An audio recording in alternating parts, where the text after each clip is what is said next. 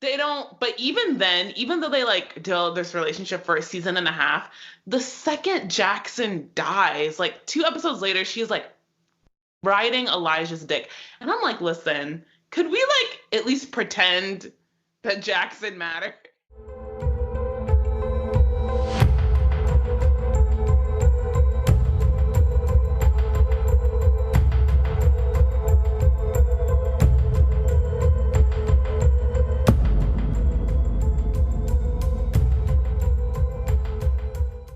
Hello, everyone. This is Alex. And this is Em. Welcome to the latest episode of The Good, the Bad, the Basic. This is the podcast for Gen X and millennials who are currently binge watching our old favorites. On this podcast, we'll be discussing what we love, what we hate, and what's just a little bit problematic about our old faves. Though not necessarily in that order. Today's episode is part one of our journey into the spin-off of The Vampire Diaries, The Originals. Like its predecessor, The Originals was a network hit, lasting 5 seasons on the CW. And like TVD, The Originals was overflowing with toxic characters and dysfunctional relationships.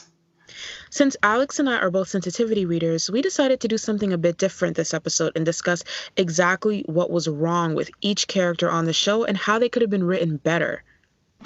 That's right. We'll be hopping around the seasons, analyzing characters, motivations, storylines with a critical eye and a spotlight on what worked and what didn't, and why the show was maybe successful despite it.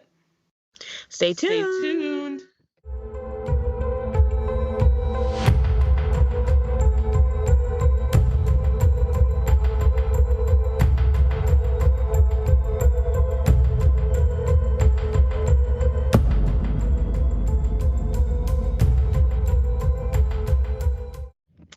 All right, you guys. So in season 4 of The Vampire Diaries, we got a backdoor pilot, also called The Originals, where we were introduced to most of the cast of characters that are on The Originals. The first original that we meet is Elijah Michelson, played by Daniel Gillies. And the show, The Originals, basically centers around the original family of vampires, the first vampires to ever walk the earth. These people have been alive for over 900 years, and their maturity and personal growth seem to max out back when they were still human. They have made absolutely no strides since then. They're still trash. The family is broken and fractured, but the original brother, who is part vampire, part werewolf, Klaus Michelson, is expecting a child, and that's supposed to turn everything around. That's supposed to turn it. The child becomes that is carried by, oh my gosh, what's her name? Haley. Haley, that's it. Oh my gosh. Okay, I'm sorry. I was like, I've been revisiting, but I'm also like, it's like PTSD, like the worst parts of your brain is like trying to block out so that you can heal. You guys, we watched the show so that you don't have to. You really did. And it's so different. Haley is like carrying her child. And so from the get-go, sort of even just this premise, this introduction of, granted, we've been introduced to the characters before because they were on the Vampire Diaries, but just this sort of premise of like, okay, the prevailing thing I think for that first season is we got to keep, like The Originals, like TVD, has a lot going on in it plot-wise, but one of, I guess, Haley's like initial character arcs that first season is like Haley must be, protected, very loosely defining the word protected, because she's carrying Klaus's baby. And just from the get-go, just that is like, it's really horrifying, because what happens is like Haley rightfully is like, I don't think I'm having this baby. And she tries to get herself a mystical abortion. and is essentially like threatened under threat of like death by Klaus and his family into like keeping this baby. And it's just Girl, they took horrible. pro-life to a whole nother level. Like a whole new level. Like it's and I mean, I guess the show thinks it did well because in the end, she does, I guess, make it to a secluded area by herself with this sort of like magic abortion pill or whatever. And then she decides not to take it of her own accord, but still, Is it of her own accord when the threat is literally lingering in the back of her mind?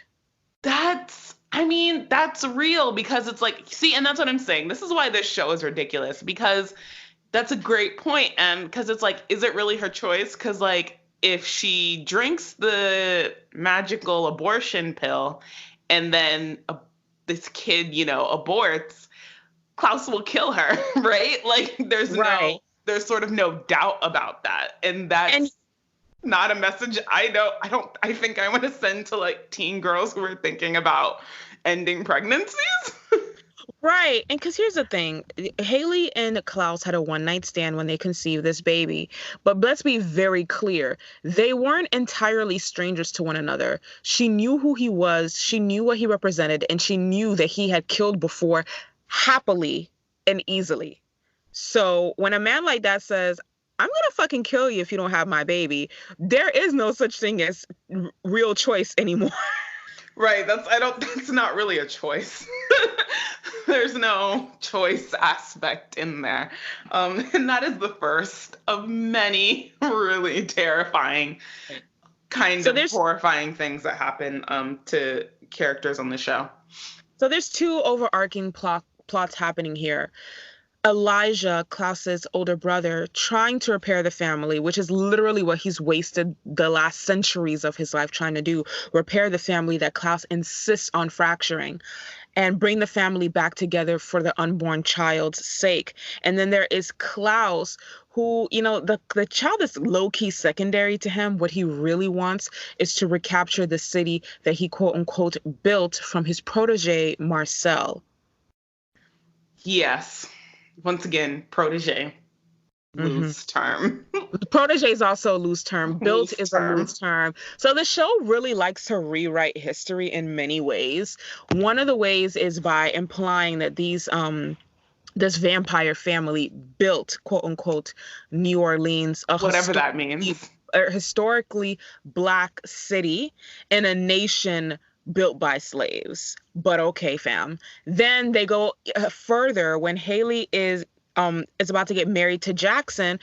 They're talking about jumping the broom, which is a historically Black American tradition performed first by slaves who could not be legally married, and then Oh as a way of yeah. honoring the I ancestors when forgot Black that. people could be legally married. What are you even doing right now? So this is why I say the creators of this show and the writers of the show are so trash. You clearly know enough about these situations to incorporate them in your writing, and then you whitewash them like it's nothing. I think that was actually probably the most I remember that now where like Haley and quote unquote and Jackson do this like jumping the broom tradition. And not only do they whitewash it, they completely like change the meaning of like what it actually is in real life. Like Exactly. It's not and I'm appropriation, so it's misappropriation and whitewashing. it's whitewashing and it's so confusing because I don't know where they thought. And it's funny, I specifically looked at like who wrote that episode because I was like, why would you ever do that? Like, Yes, we need a name. and it was Julie Plec, of course. Like, Of no, course it was fucking Julie Plec. Oh. like, why would it be anybody else? Of course, it's like Julie Plec and like some other guy, and the guy's like a I'm white telling guy. y'all, Julie Plec hates Black people.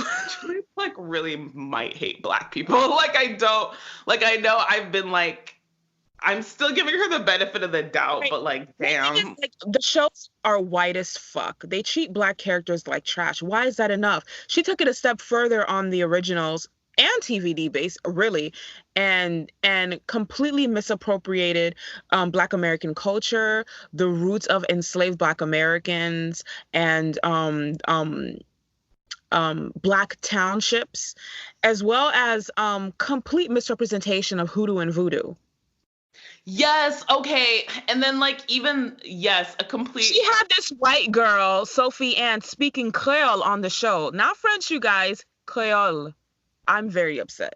like what? Like it's just like they learn these things. They're like, oh, but what if a white person did it? Like, like no, like that doesn't make it like great. Like what? Make it white, you guys. That I feel like that's her MO. Make it white. This is and the reason why people say that white folks have no culture. Here's the thing. Whiteness in and of itself isn't a culture, but different groups of white people, the French, the Danish, Norwegian, whatever, do have very rich cultures that weren't stolen from someone else. But when you keep on ignoring those and putting those in a drawer in favor of taking our cultures and our histories and rewriting them, yes, we're going to keep saying you have no fucking culture. Fucking culture. And then that's the thing that's I think is like upset. I think that's the thing that I continually come back to, like as a Black woman, just upsetting in a sense, because it's like, you guys had Dutch, French, you know, all these like traditions and cultures. It's not my fault that when you're like little, like German, whatever, it's not my fault that like your family like came here and then had no like fortitude of self to like continue those traditions and then just decided that they were gonna be like, no, Right. like we don't want to be like these Negroes, like we don't want to do this, like we're gonna change our names, we're gonna forget everything we ever did, and we're gonna just like slough that off, and like we're gonna do this like, you know, white supremacy thing. Literally nobody told you to do that. That's definitely part of a larger conversation that needs to be had, is how white immigrants to the US definitely assimilated, and they made American their culture, and American culture runs on appropriation. Even back in their home countries, a large deal of their culture and what they had as a nation was built on colonialism. But at least back then, you had certain traditions were not thrown away. You throw it away to pander to white supremacy and this dream of being a quote unquote real American. And this is why they hate when people of color come here and don't assimilate. Y'all hate it. Y'all hate to see it, but no one told you to do that shit. Nobody told you. So if there's anything that you get from this episode, you guys, if you're a white person out there, go research, you know, where you really, you know, get your little ancestry DNA test and go like, you know, reclaim some of that stuff. You don't get to appropriate someone else's culture because it's more prominently on display, and you chose to disregard yours. Exactly. And you know what? I think if you do that, white people, you'll be happier for it. Truly, honestly. Seriously. I believe that. Sprinkling more Black people on the show, which was kind of unavoidable when you're talking about hoodoo and voodoo, which are traditionally Black and Black American and African diasporic. But she puts them in opposition to Klaus, the world's worst protagonist, and puts them as antagonists. Yeah.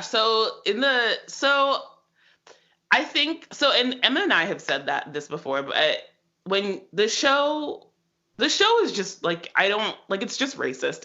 It's really racist. It's really sexist. There's no getting around it.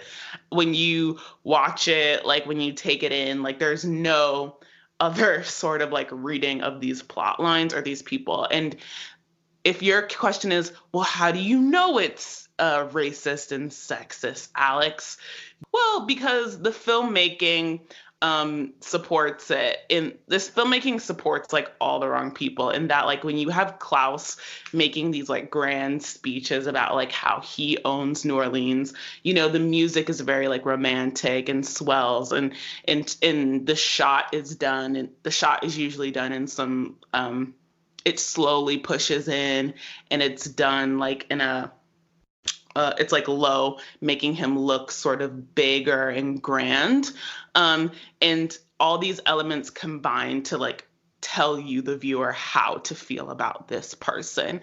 Okay, so while I acknowledge everything that Alex said, and she is 100% correct, my answer is much shorter. I know that something is sexist and racist because I'm black and woman. The end. Okay. Like, that's it. That's it. So, You like um, like so you're really asking me if something that affects directly impacts the groups that I'm a part of affects the groups that I'm a part of. And so being a black woman is very special because, and this is not a direct quote from me, I'm quoting someone whose name I don't remember. When you're a black woman, all the misogyny you deal with is racist, and all the racism that you deal with is misogynist. yes, all of those things. So yes, and yes, all of those things. um, so that's really the only way to interpret it. So I think and Klaus is just I think throughout the series is like an extremely violent like figure that like the show will and the show keeps trying to like get you on his side, but like he's a very Uh, um there's nothing redeemable about him really. And so I personally think that like if you recontextualize the entire show to think about Klaus not really as like a character who like feels things cuz he doesn't, but it's just somebody like a figure that's representative of like capital like white supremacist capitalist like heteropatriarchy. I think if you recontextualize the show like and view it in that way, um the whole thing just starts to work. Like the whole show just right, really starts to work. right. Like I told M, like I really feel like once I started viewing the show that way and thinking about it that way, I felt like I developed like a third eye into like the minds of like white people. Like I was like, oh, this. Like I felt like I finally understood like quote unquote good white people, Elijah. And I felt like I finally understood like rich white women, Rebecca. And I feel like I Hmm. finally understood like poor white people, Jackson and Haley. And then I felt like I finally understood why black men are the weakest link, like Marcel. And so I really just felt like a third, like a true third We eye even open. understand like Tumblr white girls like Davina. Oh, like well, I feel like Davina's like woke white girl. She's I the Tumblr woke white girl. She's a white girl that thinks she's woke, but like she be woke light. she's woke light. Same with Josh. Like he's woke light. Like I appreciate that Josh like never really fucked with anybody other than Marcel. He was like, don't none of y'all talk to me. Like really, like we'll do this with each other, but I'm not like really Yeah, happy about Josh might it. be the only person who more or less kept his hands clean on that show, which is saying a lot. A lot. Cammy is just like your average like East Coast liberal white girl. Yeah, she's definitely the white liberal. White Hmm. liberal like she's like I guess she's the other hat, like she's the female representation of good white people. If Elijah's like the male, like good white, quote unquote good white liberal men. So I want to talk about ways that this character Klaus could have been done a little bit better. The first was to not do anything different with him, but cast him in the role of the antagonist that he very surely is, and make Haley and Rebecca like make them be forced to grow and grow away from him. And Maybe like align themselves with the witches, and maybe Elijah comes around finally in the end as well, realizing that his brother is lost to him, but he can still save his family just without Klaus in it, and that's the only way to save the family. I think that's so frustrating. And I think the show becomes so frustrating because like all those things you I think almost happen within the course of the series. Like I think that you do have times where Elijah's like because you have that one time that Elijah like daggers Klaus, or like everybody sort of agrees that like Klaus when Freya comes, like there is a point I feel like everybody's like we're not gonna we can't just keep doing this with Klaus, like we just can't, like everybody gets to a point. I feel like when Haley meets Jackson, she really starts to like get she starts getting there more and more of like, I don't need this Michelson family bullshit anymore. And then they just don't. They never do it. But that's why I think like our little like cipher of like what the shows are really about. I think that's why like it works to think about the show like that, because like that's white people. Like they get so close and then they just don't do it. They just don't do it. Right, because at the end of the day, everybody on this show, the Cammys, the Rebeccas, the Haleys, the Elijahs, the Klauses, the Davinas, benefit heavily from white supremacy. So to varying degrees, it will always be attached to keeping it alive. And Klaus is the personification of everything wrong with white supremacy and white cis heteropatriarchy. He is just like he just is it, like, in no, and like there's not even everything wrong with it. It's like he's like literally like what it is, like, because Right. it's so like it's so cancerous and like malevolent that you just, there's nothing that can be done to like stop, like you have, like everybody has to make the choice to stop him, and nobody ever does except for Marcel, who like finds it within himself to just like, he was like done. He's like, no, like this is crazy. I'm not listening to, and even then, and even Marcel, and that's why I'm like, oh, Marcel just works. Like I think looking at the show that way just makes it work, because Marcel has his moments too, where he's very much like, oh, Klaus, you're, miss you, babe. Like you're, but like people like Vincent's the only real one, by the way. Yeah, Vincent's the only real one. Like this, like we're gonna kill Klaus. Like, Right. And I mean, Thierry really tried with Marcel, and then Marcel just blew him off. He basically traded off Thierry, his real best friend, for the white man who could give him more privilege and more access.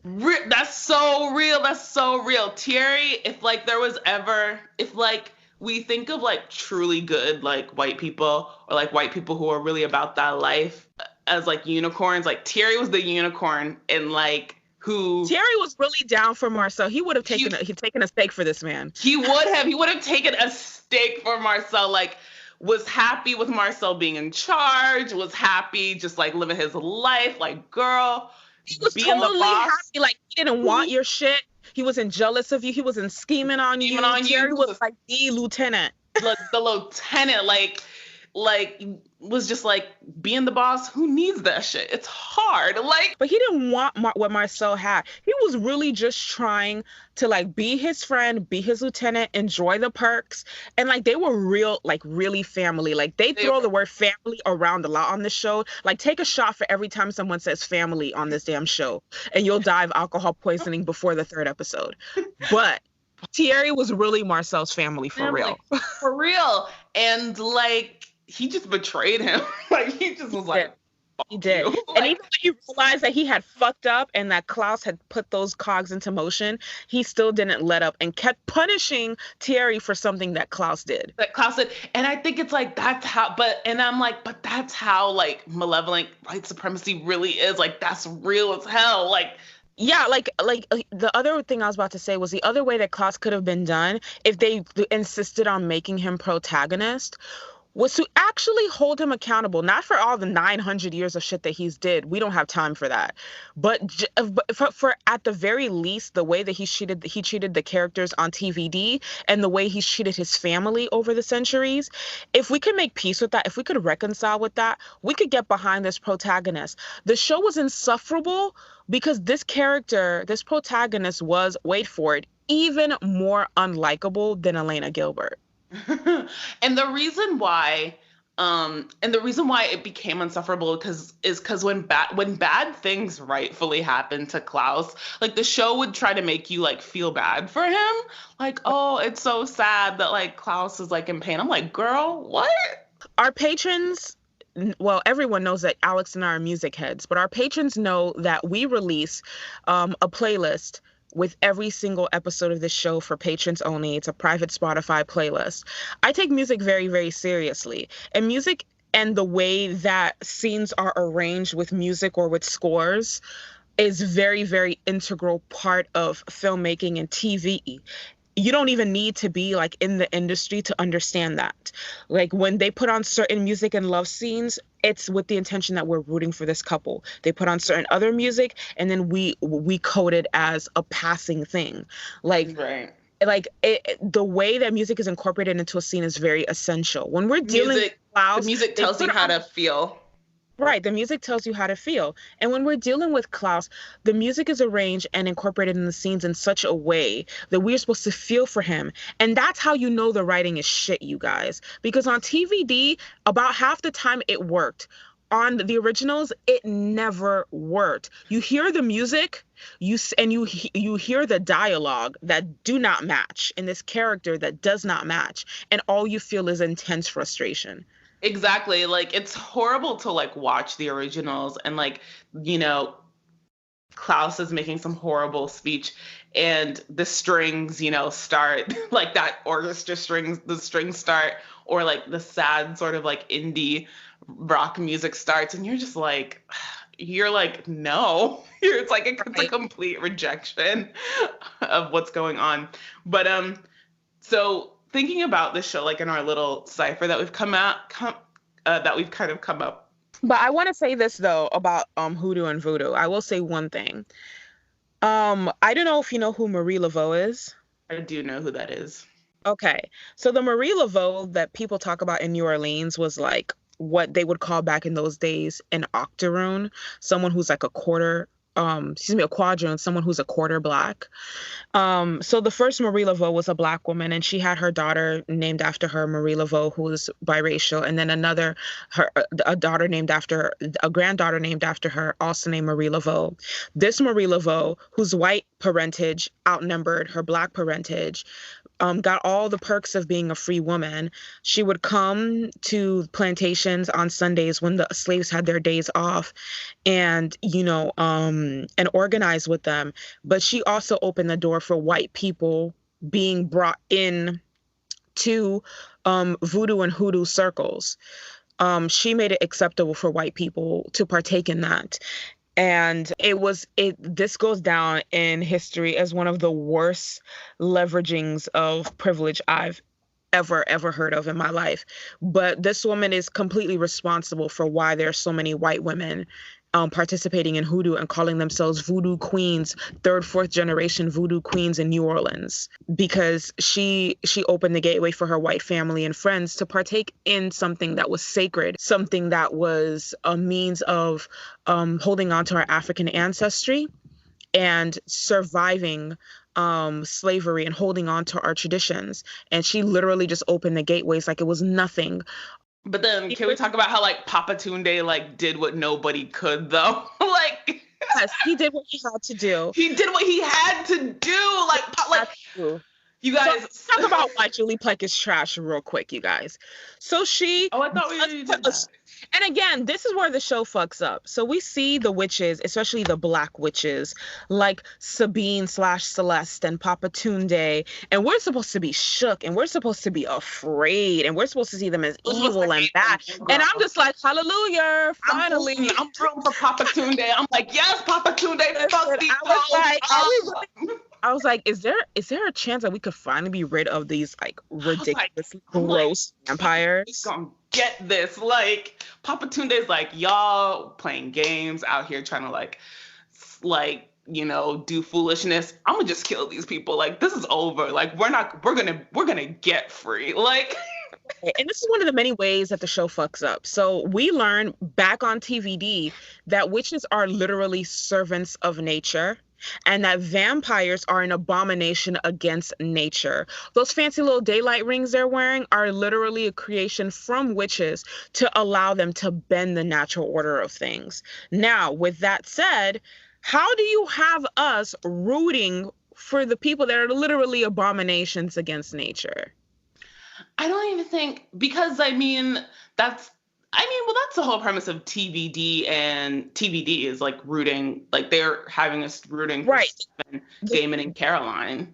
What TVD kind of did right was that it put the one witch, on the side of the vampires, and it wasn't a group of witches versus a group of vampires. You understand what I'm saying? Bonnie Bennett is really the outlier here, the one that keeps riding for the vampires no matter what. Most witches, like the witches on the originals, aren't about that life. They see vampires as the pestilence and plague that they are, and they want to be free of them. And putting these factions against each other was so weird to me, because I'm like, how can you show us scenes where these vampires are literally feeding in nightclubs on tourists, dozens of them, and then make them the victim? Because from the outside of the originals, you sort of have this like negative, I think it because I mean, it's too late because you've already established the originals on TVD as like protagonists. You've even established Marcel on TVD as a protagonist, and then you get on the originals, and in that first episode we meet Marcel, and he's the one that's sort of been running New Orleans since for the past like 1,000 years or whatever, or 60 or whatever, since the Michelsons have been gone. Mm-hmm. And he's created a sort of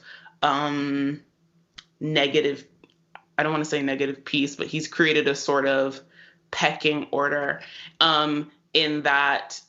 He's created like a chaotic neutral. Yeah, he's created a chaotic neutral that you only sort of understand once you, in terms of like restricting magic, restricting the witches, that you only understand when we meet Davina, and we understand that like had he not, Davina would have been dead a really long time ago. Right. And then that later gets sorted out. So I guess I'm trying to, I don't know. No. And I understand what you're saying. That is the way that the show set it up, right? Vampires are the protagonists and witches are the antagonists. I understand the way the show's framed. I'm just saying the framing is kind of like whack. I think like I think it's apples and oranges. And this is I guess the fault. This is like you're sort of like you're pointing out essentially like the fault, because these two shows, because she's not culturally competent, but the show is so much worse than just being sexist and deeply racist. Yeah, the writing is just not convincing. Because I understand what you're saying, because you're like, how are you creating these?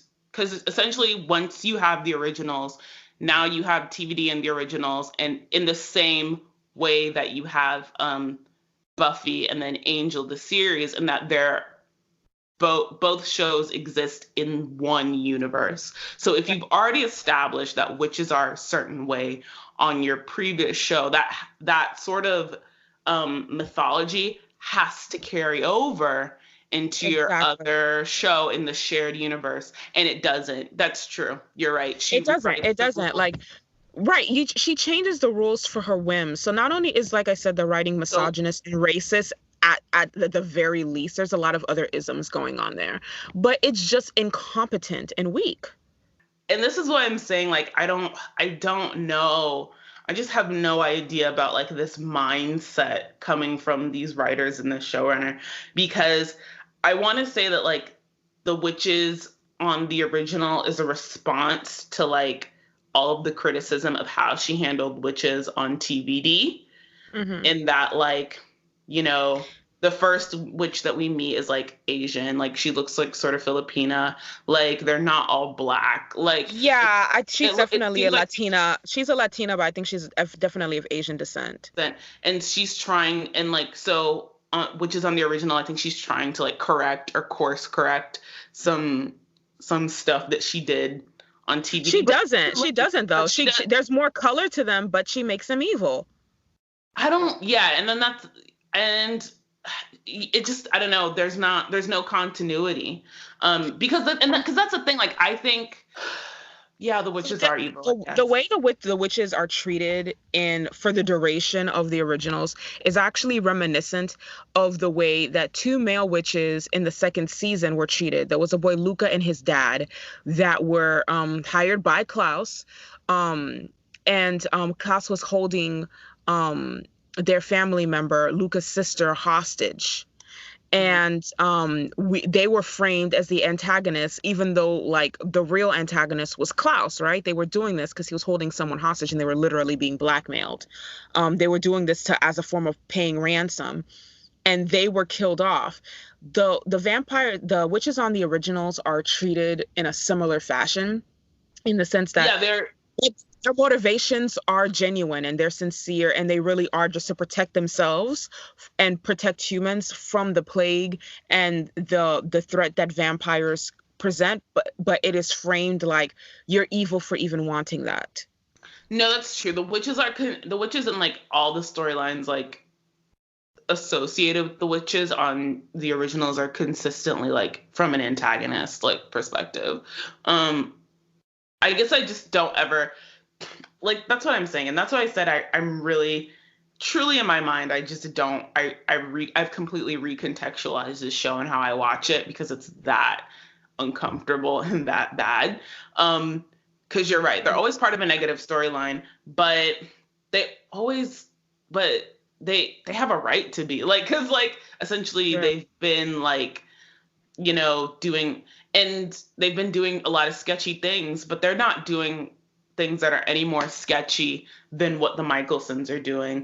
Is And it sketchy though? Like, 'cause here's the thing: the way the witches are treated versus the way vampires are treated. Like, let's pretend like the vampires are cops and the witches are Black Lives Matter, no, and like I make don't more need that. Like, no, I don't need that. Like the vampire, like Klaus and the Michelsons do a lot of sketchy, like bullshitty things. Like Marcel does a lot of sketchy, bullshitty things. The witches do too. Like in that, like now, I think you can make an argument for like Aunt Dahlia is sketchy. Davina is probably the only like okay like witch. For like the Selena, oh my gosh, when Rebecca like loses her body for whatever reason, and then she's put in the body of like that black girl, the the and who's a witch, the witch's body who she's inhabiting like like kills children. So like and it's the same thing with like the whole like Harvest Girl rite of passage thing. It's like them killing kids. So Hell like yeah, so like yeah. that's so everybody does a bunch of sketchy shit. Like um so that's but like it's but you're right in that it's lame that they like uh code the witches as like particularly sketchy when like they're no more sketchy than like Marcel and the Michelsons. Right. And I want to touch on something that Alex just said about, the witches killing children. So the cardinal rules of writing is that if you want someone to be like you want a protagonist to be liked, you make them someone who kind of lives in the gray, someone not too perfect, but rules that they cannot break. Harming children and animals. That is True. something that writers and viewers will never forgive. So instead of actually holding the Michelsons, particularly Klaus, accountable for his shit behavior, they did something that they made a blueprint circa TVD. Instead of holding this person that you want to rebrand accountable and actually having him grow as a person, just present a worse option and make him a protagonist by proxy. Yeah, they do that with the witches. Right. And they Like do that with these all the people kill kids. antagonists. Klaus has killed literally millions of people in his lifetime, but he never killed kids, y'all. He's a good guy. Klaus is like truly, and at least like and I will say this, at least the witches like it feels like, and this is why like I told you like this show is like maybe just not for me. Like in that at least the witches like in like killing kids or whatever, it's from a place that seems like it's steeped in like reason and tradition, like and like a deep Right. tradition and like Like the killing's not something supposed to be permanent. Like it's a temporary hold state. state like yeah, like they believe maybe that like it's a temporary hold state or like they're going back to the earth, and since they can resurrect people, sure, I would actually Right. And buy here's that. the thing, even if their tradition was bullshit and like the girls that they killed did not resurrect, yeah, okay, they had to take that L, but they went into it with the belief that these girls would not remain dead, and that is important. Important. And that whereas like Klaus and the Michelsons just um kill like sadistically just for like it's very sadistic and psychotic. Like it's not in a way that I ever feel like okay, like I'm just like, oh, you suck. Like it all feels very, I don't know, gross. So I actually took some notes on these characters while I was watching you guys, because that's something that, you have to do for sensitivity reading. And I treated watching this show as that, an exercise in sensitivity reading. Oh yeah. Side note, if I ever got a piece of work like this to read, like I would reject the job straight up. Straight up. Um, I would Like, yeah, I would prioritize it. feel like, because it's not just a few faux pas here and there. This is That's someone true. who is incredibly toxic, holds a lot of isms, and is married to them. So my first note was on the character Marcel. Marcel is an interesting character because he does love power. He does love privilege, but he loves fraternity and community more. And this is That's something true. that Klaus lacks. Even if Hmm. the show had framed Marcel as a protagonist, it could have been saved. I think Marcel is. I mean, he's a secondary character, but I definitely think Marcel is somebody that we're meant to like want to root for. Yes and no. We are meant to root for Marcel only when he's on Klaus's side. So like you understand Marcel and you stand Marcel throughout, but the I show do. I do. obviously doesn't want you to be on his side when he's not on Klaus's side. Okay. Um, he sacrifices a lot of his own pride for his chosen family, which is something that Klaus is incapable of. He rules through trust and family. I'm not talking about his treatment of the witches here, but his vampire family, the vampires that he sired or or who run with him. Like he doesn't threaten them like Klaus does with his family. "Oh, I'm gonna dagger you. I'm gonna kill you. I'm gonna kill someone you love." No, he has shown them that he will show up for them and he will provide for them, and they happily do whatever he wants, which is the best way to rule, right? Like in Marcel, we get a really great portrayal of what a leader should look like. But again, it's complete bullshit to put someone like this in an adversarial role, which is where he starts and dips in and out of throughout the series, in that adversarial position. You seriously set up a character like this and you want us not to root for him? Are you serious? Mm. Like, pause. Who wrote this? Like, so his one weakness is portrayed as being white women. Largely Rebecca and to a lesser extent Davina. His devotion to Davina makes sense. He was there for her in a time of great need, and she's been there for him. She's repaid his loyalty. And Well, Davina is a literal child.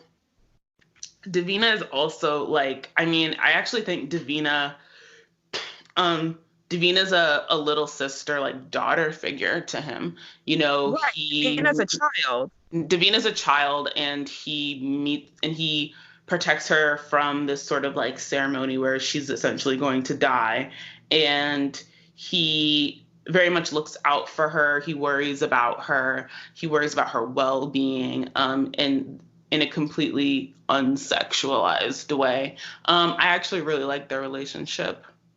Yeah, that's probably the one relationship that was done well because like Alex said, it was very paternal or fraternal type of relationship and it never ever crossed the lines into being anything more. And I appreciate that because we know how much these shows love seeing teenagers with these vampires.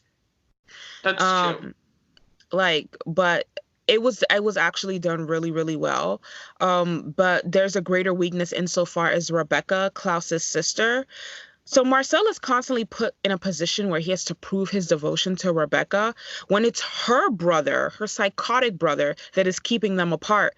And she is the one that needs to show up for him and show that she's ready to like abandon this dysfunctional ass family and make it work with him. And she doesn't. Marcel is constantly being put in the position of having to prove that he really does love and really does care about her. But when she had an opportunity to really put her brother in his place, several opportunities over several centuries, she never did. That's why like I'm always of the mind that like Rebecca is very much, you know, um she's just a rich white girl. Like she Rebecca's a can never do 52%. She's a 52%. She she is claims to like be anti this, that, and the third, but that at the end of the day, she's gonna go along with whatever her brother wants. brother wants. Like she's never really gonna like risk her like neck to do what she believes in. Um at the end of the day, like she will always go. She's happy. Like she finds value in the malevolence and the violence that Klaus causes.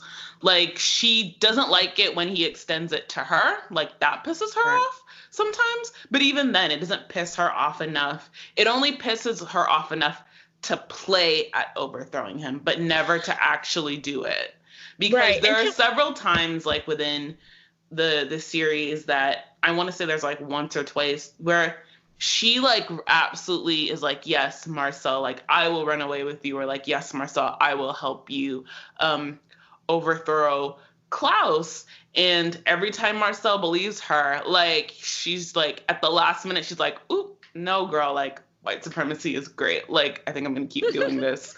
Like, yeah. Can we talk about Rebecca for a minute? So Rebecca, out of all of Klaus's siblings who hate him, and it's all of them really, has like the most reason to hate him because not only does he keep daggering her like everybody else, but he's also like killed off or literally killed any prospect for love that she's had, with the exception of Marcel. Um, the thing is with Rebecca and with Klaus, and this is something I've seen on this show, like there was a healthy amount of it on TVD, but it was mad overkill on the originals. Every time these people are angry, like justifiably angry about something, and you are literally natural predators, all they do is fucking talk about it. They remind me of white people on the internet who are like typing their rage at this administration, but ain't doing shit to check their kinfolk who maybe voted that's just for like a Trump. lost thing. It is so waspy. So Rebecca makes these impassioned speeches about how Klaus has hurt her, how he continues to hurt her, how he doesn't care about her, he doesn't care about anyone, that she's alone because of him, that he will end up alone if he doesn't change his ways. And Rebecca makes the same speeches. And Klaus makes these speeches about how, yes, I know I've daggered you and I fucked you guys over, but I'm insecure because I'm a bastard, you guys. Why can't you just be patient with me? And it's so exasperating. It's so It's exasperating to exhausting. watch. It's like they say the same speeches over and over and over and over, and like, and they never do anything. And Like that's you could why, cut half the series if you cut these damn monologues, you guys. like, um, and they never do anything. They always just like take all of that and just like murder other people, or like convince, try to rope other people into their bullshit. Like, it's and that's why Rebecca, I just guess, just she just like she is like white feminism personified, and that like she's she's really upset that like her brother like has all these thoughts about like her sexuality and the people she dates, but she's not particularly concerned with like all the violence he's meting out to other people. And she likes the idea of like, Haley's having a baby and like, there'll be somebody else for her to sort of put her like own broken dreams and energies into. But she never Uh, like, but she never like has this like real true blue like stick to her gun shit of like, you know what? I don't need this. Like, I don't need to know you. I don't need to know you. I'm gonna go to the other side of the world. I'm gonna be by myself. Like, I'm gonna be a real bitch about some real bitch shit, and I'm gonna just be happy. Like she never yeah. can really do it. Rebecca is the bitch that says her goodbyes only to literally turn the car around before she even hits the freeway. Um, it's so interesting to me because it's like Alex said, she doesn't care about the damage that Klaus, leaves in his wake as long as it doesn't extend to her. When she's hurt, when he's killed off boyfriend number 50 or whatever, and She just and cries keeps and then stealing goes home. chances at happiness from her. She cries about it, and Elijah gives him like a stern talking to, but nothing You. ever comes of it. Like nothing ever comes of it. Nothing. They're so weak and pathetic. It's so sad. Like the spinelessness of it all is exhausting to It's watch. exhausting to watch. So another character that is definitely part of the 52%, and I made notes on her, was Haley. So Uh, Haley is so disappointing because I really feel like Haley's actually more disappointing than Rebecca. Haley's more disappointing, and Haley is a cipher for poor white women, and Haley is more disappointing because it's like just like poor white women, like she could have had it all. Like she's so close. She's right there, and then like she won't do it because it's like Right. violent. Like, oh, okay, go. So So upset. Yeah, she has the right to be upset, you guys. Like I said before, we watch this show so that you wouldn't have to. Like I watched TVD and I knew that the originals was on for years and I still never watched that shit until we were about to do this episode. And I binge watched this and put myself through the ringer so that you would never have to suffer as we did. So Haley. Haley's a character that was also introduced in TVD, and she was a literally shit human being. Haley was adopted, and she wanted to find out who her birth parents were, so she made a deal with a professor slash witch, Professor Shane, and because of her, 12 werewolves ended up being sacrificed, and then later, Tyler's mom ended up being brutally murdered by the man whose child she's carrying. We're supposed to see this child of this abomination of nature as some sort of sacred miracle. And Haley is a subversion of the Virgin Mary trope. The child that she's carrying is precious. She's carrying the child of someone who shouldn't be able to conceive, in this case, Klaus. And yeah, we learned a few things with Haley. If you're pregnant and wear a lot of cardigans, you don't need to be held accountable. That is your rebrand. She doesn't deserve a happy ending, but she actually gets two. First with Jackson, and then with Elijah, and then with their daughter, Hope. Whereas Rebecca and Cammie represent like this like faux feminism, Haley is very much a patriarchy princess. She doesn't really even attempt or pretend to want to live without male assistance.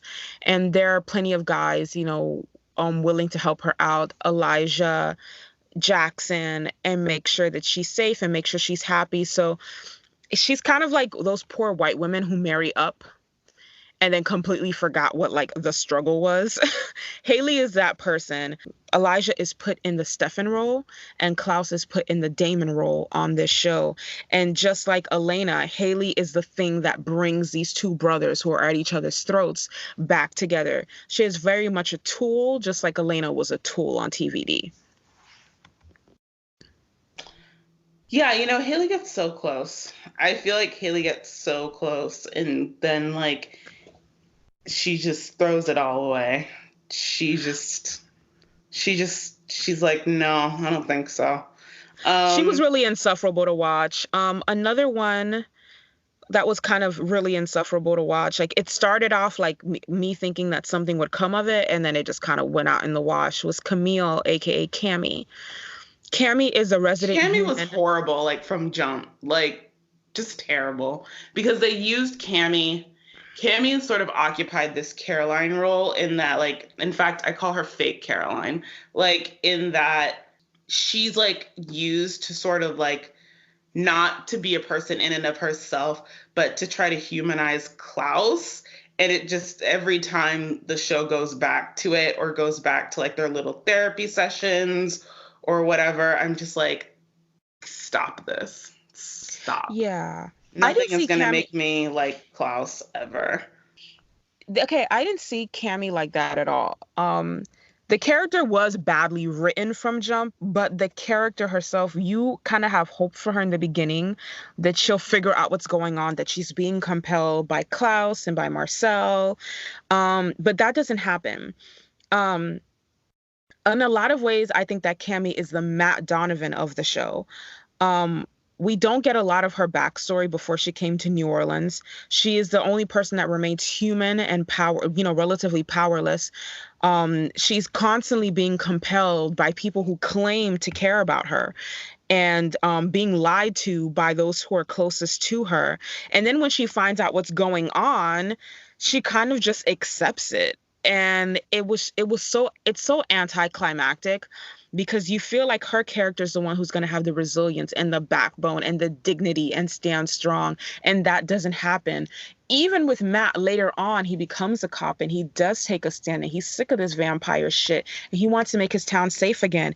And Cammie never even has that much of a character arc. It's really, really sad to watch. Yeah, exactly. She sort of just is like, okay, I guess this is what we're doing now. That's why I say like she's more of like a Caroline.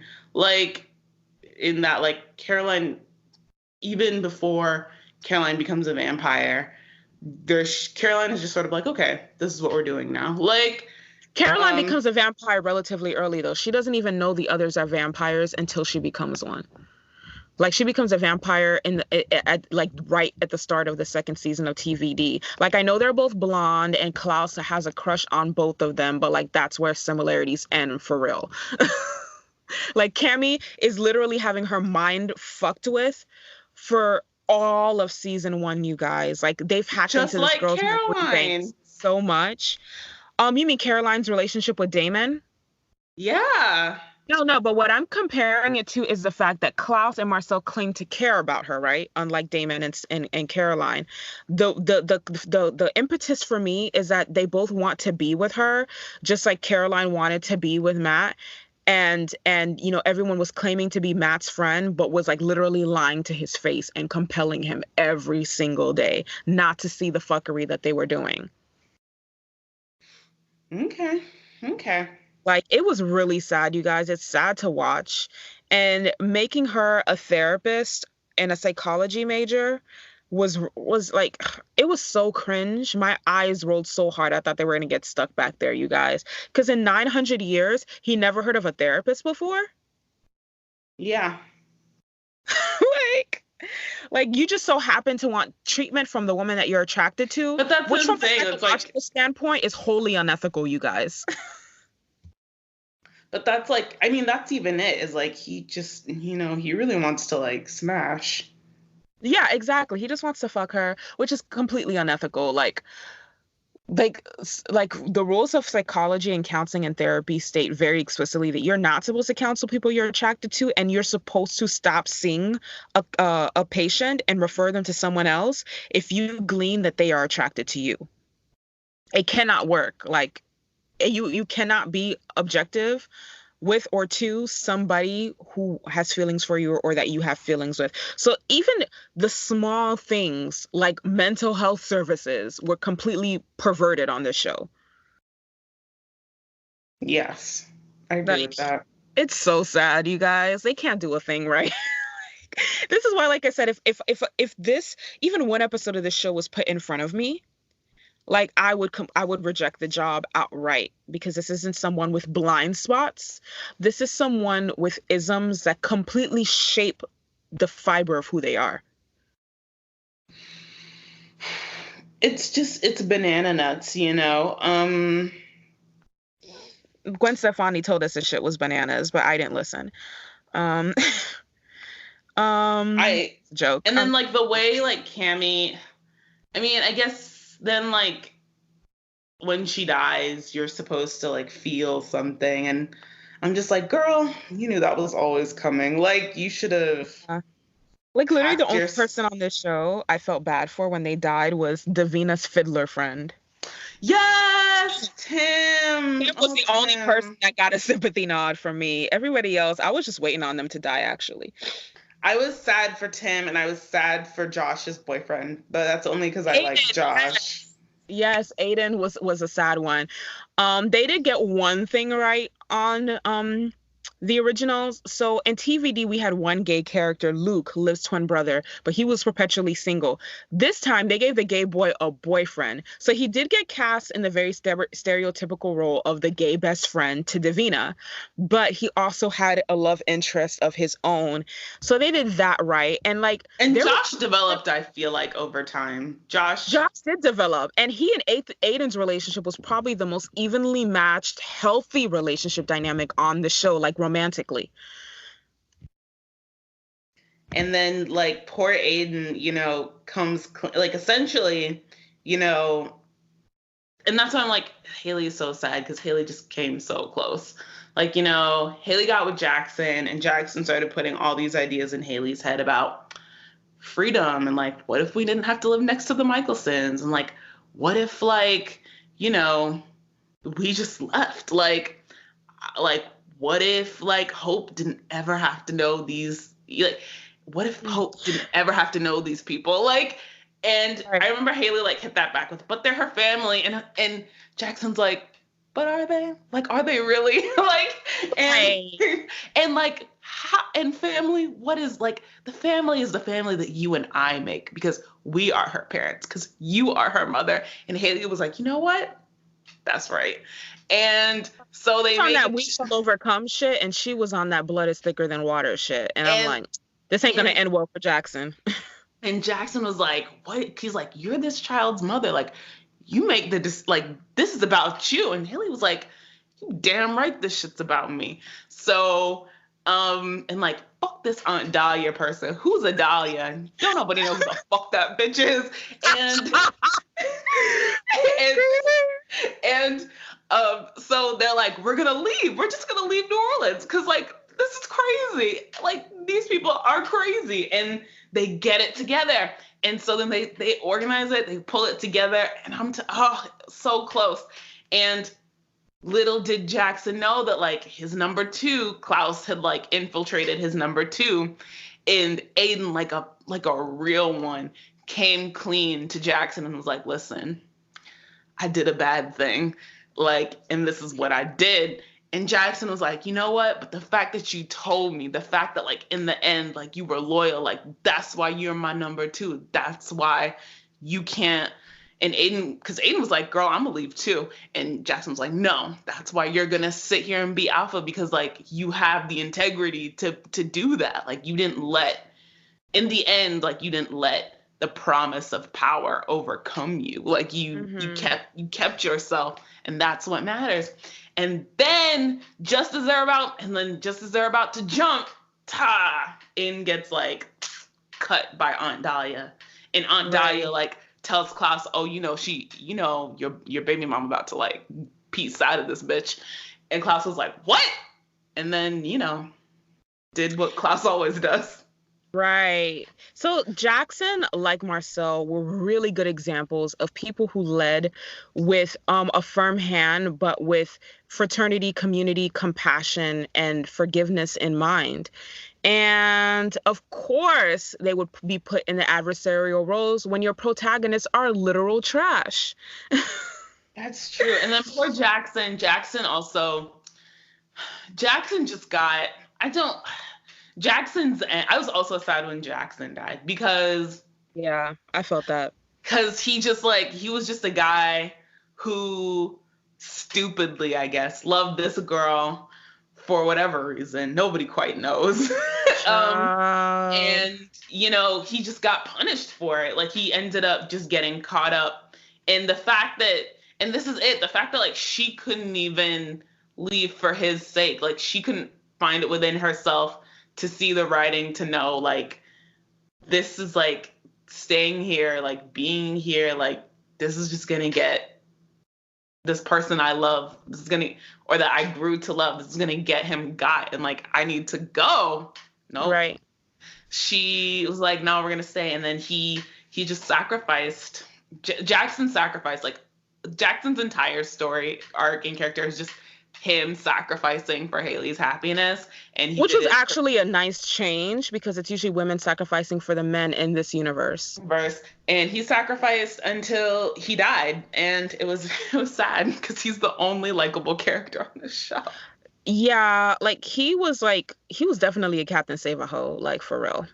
He needed to just be done with her, like, and it's funny, even the one time, because then there is that one time where he's like, I'm not trying to do this shit with you. And like he's thinking better of it. And he just leaves. He bounces for a minute. And she's like, and then Haley like goes out to the woods. Cause I guess he's in the woods, not the woods. They film in like Savannah, y'all. So like, they're in the woods, but it's quote unquote supposed to be the bayou. But Haley goes out to the bayou and she's like, what are you doing? Like, don't act crazy. Like, I love you. Like, pull it together. Come home. I'm not gonna beg you, but I'm gonna beg you, and I love you, and do what you're supposed to do. And little did Jackson know he should have just stayed out in them woods. Poor Jackson. Oh, he really should have. R.I.P. He a real one. Like, you're a real one for real. He probably grew up on that Tammy Wynette song, "Stand by Your Man." Like, he wasn't leaving his woman behind. Like, he was not going nowhere. Anywhere. And the thing is, here's the thing. Jackson had fucking options. Jackson was fine, you guys. Jackson did He have had options. options. He had He did. options. And you know what? You know what? He could take a bitch to brunch. So he had, without a daylight ring. So he had That is, options. so he had options. He didn't really need all of this. He Like, didn't need the stress in his life. And Haley, Phoebe Tonkin is a really beautiful woman, but it's not that deep. You about to get killed every single day by her baby daddy. It's not that it's serious. not that serious. Like that in-law situation is just not tenable. And No, this is literally like a hyper representation of all the reasons why people don't date single moms, you guys, was on this show. definitely. And then and oh, Jackson was so good. One more thing, because I really just love Jackson. One more thing that was amazing about Jackson is because like Jackson knew that, or this is one of the things, because I think that they do, and I don't know if it's like the writing, or I don't know if it's like the chemistry between like the guy who plays Jackson and the girl who plays Haley is like off in some sense. But I wish they had like, they do like develop their relationship and like keep it for like a season and a half. Um, but I wish, I guess it would have been stronger, because I feel like, oh, they don't, but even then, even though they like develop this relationship for a season and a half, the second Jackson dies, like 2 episodes later, she's like riding Elijah's dick. And I'm like, listen, could we like at least pretend that Jackson mattered? Like, You know these writers don't know how to mourn folks. They like, taught us that in TVD, girl. They don't care about these dead people. and then what made me angrier, what made me so upset was like, yeah, 2 seconds later, she's like riding Elijah's dick. And then afterwards, I think the episode after, like Rebecca says something like smart. Rebecca tries to say something smart about Jackson, and Haley just looks at her and she's like, "Don't talk about my husband." Like, she's like, "Don't let my husband's name come out of your mouth." And I'm like, do I believe that? I don't believe that, because you are literally, you were just on Elijah's dick, Haley. Like, I remember Right. it. Like, it was. So let's pull this. Let's hold on. So let's pull this back to a writing standpoint and dig into what Alex just said. Do we believe that? We don't. Part of what makes the writing on this show so weak is that the characters' words very rarely match up with their actions. That's so true. Like they're so like thirsty. actions speak louder than words. Everybody knows this. And the mark of strong writing is being able to show rather than tell. Like, Haley, don't tell me that you're still grieving Jackson. Show me by not falling on another man's dick 2 episodes later. It's like, and she just does it, and I'm just like, and then the show wants you to believe that like, oh, Haley's like sad, and then it's even more upsetting when like Haley dies, and then there's like a little, I guess like Hope like is knocked out or something, and Hope like sees Haley in like heaven or wherever, and Haley is like with Jackson in heaven. I'm like, do I even believe that? Like, are you guys serious right now? Like, I don't, like, get real. Get real. Jackson was, from the moment Jackson was presented to us, he was presented as a secondary option. The show had already built up from jump an attraction between Elijah and Haley. Mhm. Like, everybody saw it. Everybody knew about it. She didn't even marry Jackson until Elijah told her to. Right. And so a show that does a love triangle it's like that does a love triangle correctly, and that like is Jane the Virgin. Jane the Virgin, that those first 2 seasons We agree. write an intensely strong love triangle. And the reason why it works is because both men would be suitable options, and Jane feels equally for both of them. And the reason why on Jane the Virgin, why you do, and even though Jane ends up picking Michael and then later Raphael, the reason why the relationship with Raphael works is that you get that Jane feels extremely intensely for Raphael, like that's written. So what TV does, not TBD, what the originals does The originals attempts to do this and it fails, and this is why it fails, because it makes it seem as if like Haley could like take or leave Jackson at any point. Right. Like, and that Like if Elijah came running and said, "Be with me," she would have never married Jackson. she would have never married Jackson. Duty be damned. And like they Right. try to use the excuse of duty, like Haley's duty to like, I guess, her community. But As if like it's duty, right, at least call it that. Stop pretending she's in love with Jackson. right.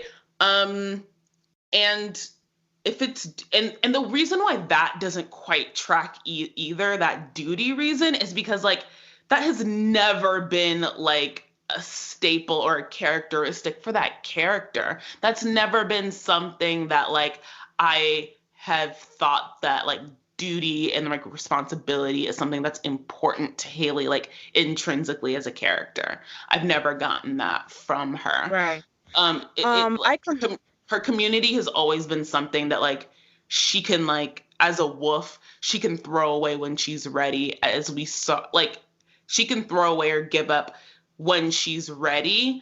And like we saw that on TVD, so that's why that reason doesn't track either. Now this sort of like trope, that tropey storyline of like, oh, this nice guy that I don't really love, but like I'm like this arranged marriage, but we end up falling, deep, deep, deep in love trope is one that I actually really quite love.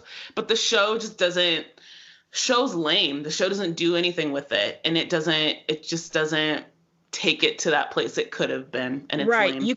You could have shown us a turning point for Haley, and it could have actually been done very quickly, where he does something for her or for her infant daughter, and she realizes that she more than respects this man and she loves him.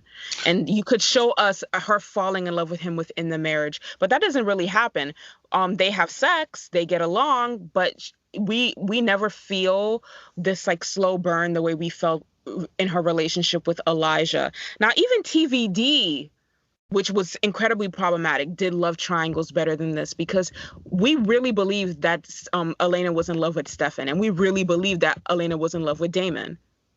Right. And even so, I think another way that like you're right, like they get along, they have sex, I guess it's fine. And the show, I guess, takes the position that like, oh, I guess they're in love. But I think what you really needed, an additional factor in that sort of relationship, what you needed to really make it work, was that there needed to be a moment of because Elijah ends up leaving of his own accord, where it needed to be Haley sending him away. You know what I mean? Like, Right. Jackson and Haley, I think, move somewhere into like the compound or like the apartment or whatever. And Elijah says that he's going to like go live across the river because like, he can't bear to see them together, whatever.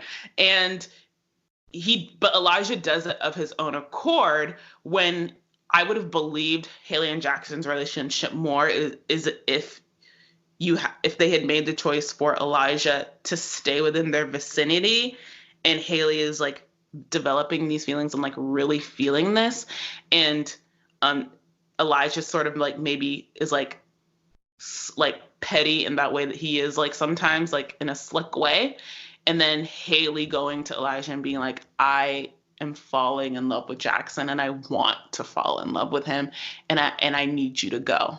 I need you. If that had been like Haley sending him away, that would have made it much stronger. I would have really been like, oh shit. I completely agree with that. There were so many ways they could have made us believe that Haley was A, trying to choose Jackson and make it work with him, and that B, Haley then learned to be in love and fall in love with Jackson, and they dropped every single opportunity. And again, the writers on this show are so problematic, but I know y'all know how to write a love triangle because y'all did it already on TVD. I know you know how to do this. I know how, at the very least, y'all know how to do that. At the very least. When Stelena was a thing, we were rooting for them. And we saw this gradual progression of Elena starting to fall in love with Damon, but still remaining loyal to to Stefan, even as she started to fall in love with Damon. Then we saw her choose Damon, tell Damon that she chose him, and told Stefan it's over. Like, it can be done. And going back to what Alex brought up on Jane the Virgin, this show is literally a master class on how to write a successful, believable love triangle. Not only do we believe that Jane is in love with Michael, and then Jane is in love with Raphael, and then Michael and Raphael again, it pulls the audience into Jane's head where we love and we root for whomever she's in love with at the time. Right. That's true. Like, that's true, because like I know that I did not believe in Michael, but when she ultimately chose him, I was like, okay, I'm on board. I'm here. I'm with this. Right. Like when it first comes into play, right? When the show first opens, Jane is engaged or about to be engaged to Michael. They've been together for like a year or two, and she's artificially inseminated with Raphael's baby. And that is the tie. Because she's carrying Raphael's child, because he's in this relationship, awful marriage with his wife, Petra, we want them to end up being together. It seems like very tie a ribbon on it, happily ever after, right? But right. And Michael seems like, jealous, which she has a right to be. She's pregnant with another man's baby. But as they find their way back to each other, we realize that Michael is the one for her, and then Raphael's the one for her, and then Michael's the one for her. Whomever Jane has her sights on, that's who we learn to love. And that is true, like I said, a master class in how to write love triangles is Jane the Virgin. You only need to watch the first 2 seasons. Master class. Yeah, it's strong, and like the reason why like they just build that tension so masterfully, and a big part of like why you're feeling that tension is because, like we said, like she's genuinely in love with the both of them, and both men are a suitable option, and both men are devoted to her. Yeah, devoted to her, and different enough from each other that you can see. You in the audience can see sort of like how maybe like her life would be with either of them, and it's just wonderful. It works. It's a masterclass. It's really good. That show in general is just like extremely strong, well written. Right. It's definitely well written. I completely agree with Alex. Now we're gonna dive back into these characters next week. The ones we haven't touched on yet, like Sophie Devereaux, Celeste Dubois. Celeste. We're into Josh. We're gonna go deeper into Papatunde. We're gonna go deeper into Rebecca, and of course, we have to talk about our Tumblr woke white girl, Davina. Oh yes, and then Resident Real One, Vincent. Thierry. Oh, Thierry. I want to talk about Vincent and Thierry, the only people on the show with any sense of loyalty. Any sense of loyalty, any sense of like thoughtfulness, any sense of like, come on, like let's kill the Michael. Right. Thierry was a real one, and if Marcel had done what he said, a lot of problems could have been avoided. But again, just as like I said, some shows are really, really great for learning certain writing, technical writing skills. Just as some shows are great for learning certain technical writing skills, this show is in 99% of it is what not to do. Again, too much tell, not enough show. These people's actions do not match. And the racism is bad. The racism is bad. The sexism is bad. The sexism is insidious. Whew. It is. It's very insidious. And yeah, that's the originals. That's part 1 of our wake snatch of one of the most problematic shows in recent history. If you want to know what not to do. And there you have it, folks. It's part 1 of our analysis of why the writing on the originals left so much to be desired, and why, as a result, the characters just didn't work. Though these characters could have been rehabilitated and redeemed with some good old-fashioned accountability and atonement, they weren't. Tune in next week as we explore these characters further and in detail, the ways they could have been saved, and the originals could have been more enjoyable to watch. If you're a patron, look out for the first episode in our Gone Too Soon series, where we'll be discussing the short-lived Netflix original series Everything Sucks. The episode airs next Saturday. Follow The Good, The Bad, The Basic Pod on Spotify to listen to this and all of our regular weekly episodes on the go.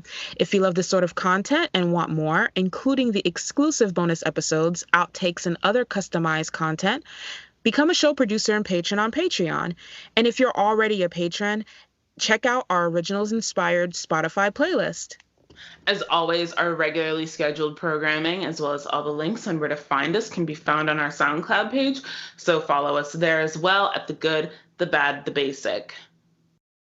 And of course, be sure to follow us at Good Bad Basic Pod on Twitter. Until next time. Bye, everyone. Bye, everyone.